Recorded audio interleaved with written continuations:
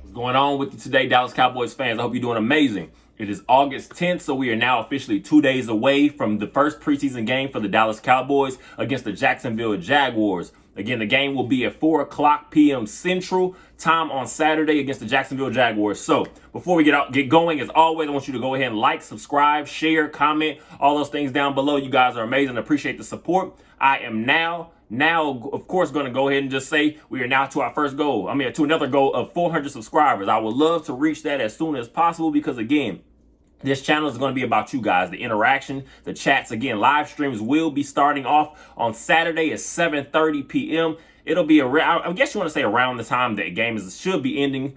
So we'll be able to get your guys' opinions, your thoughts, some of the young guys that you were able to see out there. We are still on Zach Martin watch, of course. Not much to even really talk about at that point. We still, of course, very important to the team. But there was an injury today from one of those guys that could be in the mix for that swing guard position, Chuma Edoga. He was he was carted off the field today, so we'll see what that looks like in the next day or so because, again, some of these guys are going to be trying to get some opportunity in this preseason game, of course, because, again, you're talking about making the practice squad, hopefully, for some of these guys, but just hanging on to the team, hopefully getting one of those backup positions. We do know swing positions are very important to the NFL because so many injuries happen, whether it's your swing tackle, whether it's your swing guard, that other guy we're looking at from the center position. We want to keep this O-line as deep as possible, so hopefully we can get that rolling. Also, very important, we got Mozzie Smith back today. Also, Tyler Biadasz left practicing, I believe, a couple of days ago with a minor ankle injury, nothing too serious. So Mozzie Smith and Tyler Biadasz were back, able to be with the team. So that's very important. Again, we're trying to keep as many guys healthy as possible, especially not having Zach Martin out there. One of those names that has kind of been popping up a little bit is John Stevens Jr., of course, from the tight end on the team. Of course, in that tight end battle, I'm going to say it's very close because, again, we're trying to figure out who exactly is going to be that number one. I'm feeling like at this point it's going to be a Jake Ferguson, and then you have Luke Schoonmaker after that. Of course, we're talking about a second-round tight end. The coaching staff is going to give this kid as many opportunities as possible, and we call him kid. He's about 24, 25 years old, but he's looking for his own opportunities, trying to get himself back into the mix of things. And I think over the last couple of days, he started to pick up a little ground. So I'm going to say Peyton Hendershot and John Stevens Jr., those are going to be some guys fighting for that potentially for that tight end 3 spot. I'm going to believe in the long run of the season, so we'll see how that plays out. But John Stevens Jr. has definitely put his name in the mix for guys to keep an eye out, especially, like I said, Jacksonville game is coming up, so now you're going to be able to have some opportunity. You're going to be playing with a Cooper Rush, also playing with a guy like Will Greer. So these are some guys that he's going to have to try to build a connection with, and he's kind of done that over this last week or so. So, again, a name that kind of popped up, has been popping up lots over this last couple weeks. Jalen Brooks, again, 7th round South Carolina receiver. He has been making plays and making noise. And today he has a great catch in the red zone play, a big, nice touchdown. Guy draped all over him. It did not bother him at all. He's been making some plays. I'm hoping I can get to see him actually start to make a real name for himself. And now, because, of course, we're going to have lots of eyes on this first preseason game against the Dallas Cowboys. That's how things just go. I also, for sure, a few days ago, wide receiver out of West Florida, another undrafted guy we picked up after the draft, this past draft, David Durden, wide receiver out of West Florida. He makes a great catch, diving catch, I guess you want to say.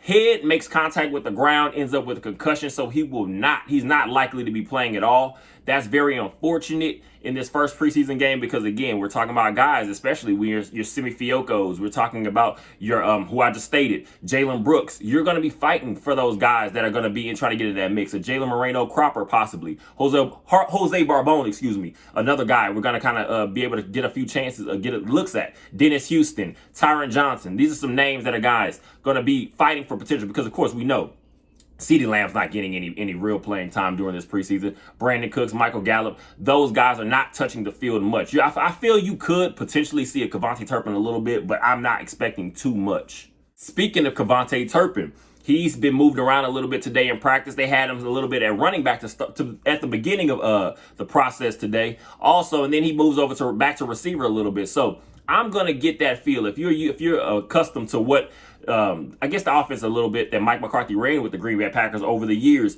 over his tenure there, I'm going to liken his potential. And I'm not going to say, let's not go too crazy. It's not Madden or anything. So Kevontae Turpin still is a work in progress on the offensive side, being a weapon. But I can see him kind of in that guess you want to say liken him to a Ty Montgomery, early Randall Cobb, if you remember exactly how he was used within Mike McCarthy's system, that West Coast system. More like a running back, a little gadget here and there. They use him some, a little bit, and a receiver, of course. So I'm going to say KaVontae Turpin has just the potential to be that X factor. I'm not saying a guy that's going to be getting 10 catches a game, 20, 15 carries, anything crazy like that, of course. But a guy that you can kind of throw in there in the mix. Of course, you know your big weapon. So, of course, if you could add another guy like a KaVontae Turpin in addition to what a Deuce Vaughn's going to bring you. Because, again, I'm going to see Deuce Vaughn kind of in that same sense. He's going to be used a little bit. They're going to use Deuce Vaughn out there in the slot. They're going to use Deuce Vaughn out there when it comes to, again, just being a running back. And, I believe, I don't want to say anything like that. I'm not calling Deuce Vaughn a 1,000-yard back or anything crazy. But I'm going to say Deuce Vaughn is going to be one of those guys that I feel in certain spots he's going to be able to find his place in his offense, and it's going to be huge. So if KaVontae Turpin, again, can just kind of find his own mix, again, we're talking about jet sweeps. It might be a couple screens here and there. That's what we're looking for. As many playmakers as you can get on the field at any time, that's going to be huge. CeeDee Lamb had a great day of practice today, making spectacular catch after spectacular catch. At this point, you want to call it spectacular, but it's kind of the norm for a guy with his playmaking ability. We know what it is. But it is great to see CeeDee Lamb and Dak Prescott start to really pick up their chemistry, because we saw it grow and grow and grow last year. And it's kind of, I honestly want to say, if we were keeping it real, once CeeDee Lamb even got to the league, Dak Prescott and CeeDee Lamb have had a pretty solid connection. But you saw it grow last year, and this offseason, it seems it's blossomed even more. So CeeDee Lamb just completely taking over that number one position, having Brandon Cooks right there, right with him. Michael Gallup also is going to be huge. But CeeDee Lamb, again, as much pressure he can put on these guys, that's exactly what you're looking for. He makes a great touchdown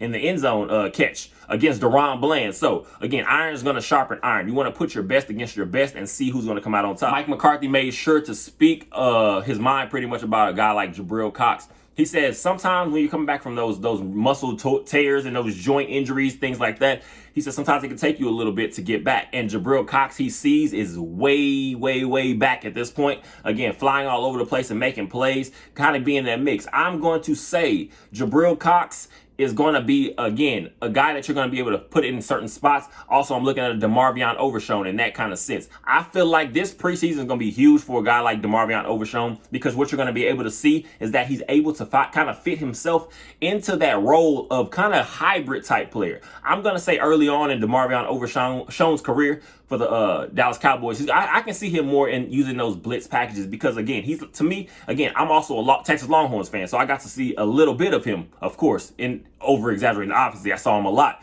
DeMarvion Overshown is a missile. He plays full speed. He plays with intensity. He plays with tenacity. What you're going to ask him is pretty much just to kind of figure out just exactly what he's going to be able to do when it comes to actually tackling these NFL runners, because, again, that's a whole different league. And now you're taking on big blockers. It's not the same game as college, of course. More spread out, more wide open. The NFL, you're going to have to get in the trenches a little bit more. I can see him, again, like I said, just being that hybrid type player early on. But Jabril Cox, Mike McCarthy having all the confidence in him now is a huge sign. So add a guy like DeMarvion Overshown and see who's coming to some of those guys, I guess, a little bit. See who's going to come out on top. Because I want to say, in a certain way, I can see them kind of playing a little bit of the same role. But as many playmakers as you can have already added to what we have, big news. As always, there will be camp clips, I guess, just to show a little bit of what went on again today in practice as we've been doing.